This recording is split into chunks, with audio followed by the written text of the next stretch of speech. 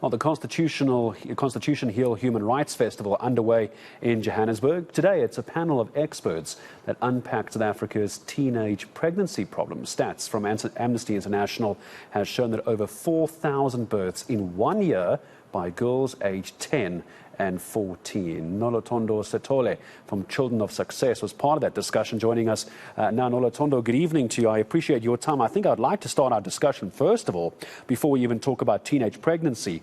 When we have over 1,000 births of mothers who are 10 to 14 years of age, let's call this what this is. They're victims of statutory rape. Yes, that's true. They are victims of statutory rape, and that's why it's important to raise awareness in terms of the system is broken, and how then do we help the victims that are victims of statutory rape. Because if a child that's 14 years is literally giving birth, that's a grade 8 learner. And where do we begin to even try and have this conversation? Because what you want to do is, with an outcome of preventing this from happening, but you also need to try and find out why it's happening in the first place. Where would you begin? So, firstly, let's start with the causes, right? So we'll put the causes over 3 big umbrella terms, right?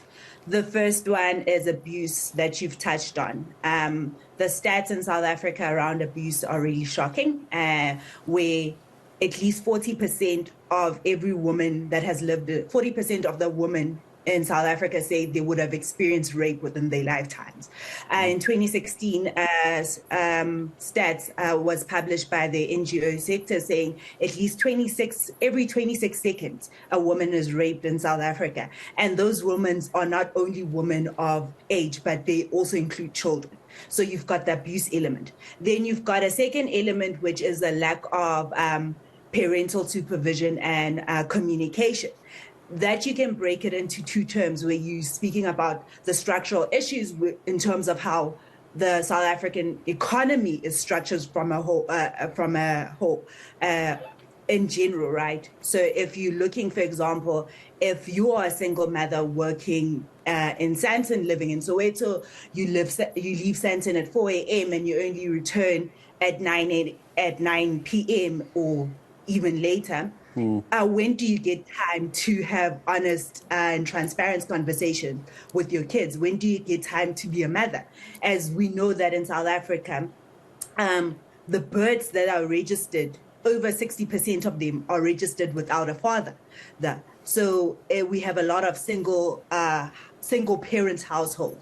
Then the second, the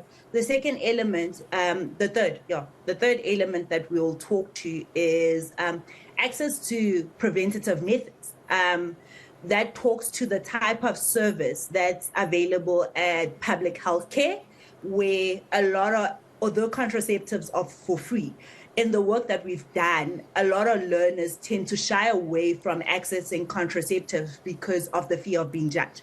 So then the short wins, I would say, let's get the Department of Health to work together and helping them to understand that children are customers and they deserve the dignity to be able to access preventative methods. Measures, yeah.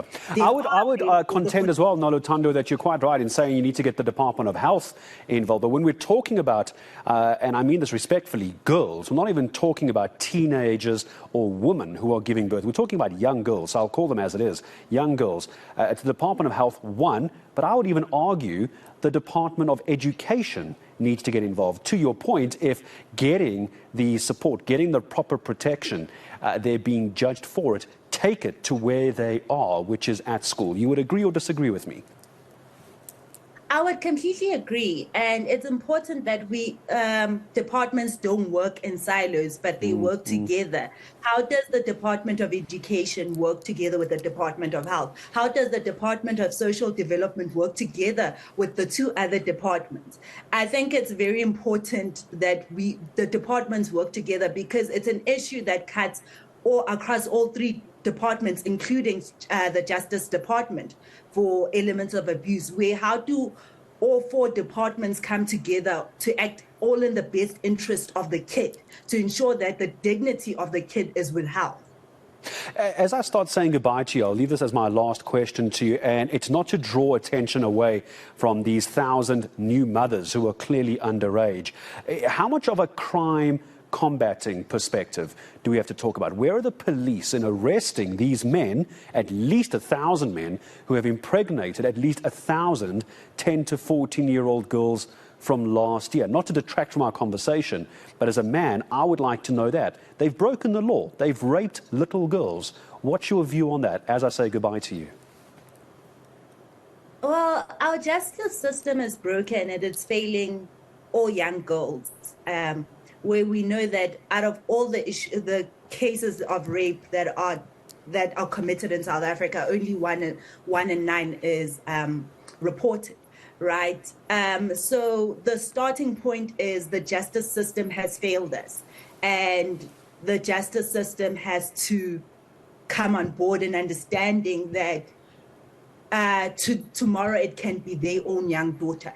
That police that's turning a blind eye or that doesn't want to play a role. Tomorrow it can be your own daughter or your own nephew or your own niece. But also in a closing part, I'd like to say it's also important that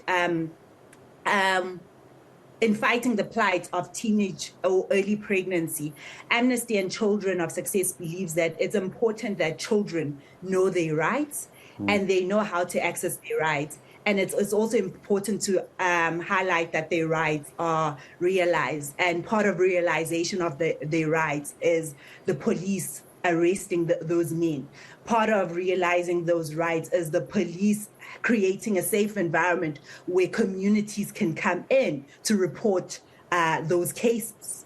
And I couldn't agree with you more. And the community will be more likely and more willing to report those cases if arrests were actually made and these criminals were appearing in court and behind bars. And I appreciate your time from Children of Success, making time for us this evening. Noluthando Sithole from Children of Success, part of a panel discussion. It was at the Constitution Hill Human Rights Festival that's underway in Johannesburg at the moment. Just to repeat that stat, I actually got this wrong, so I want to correct myself.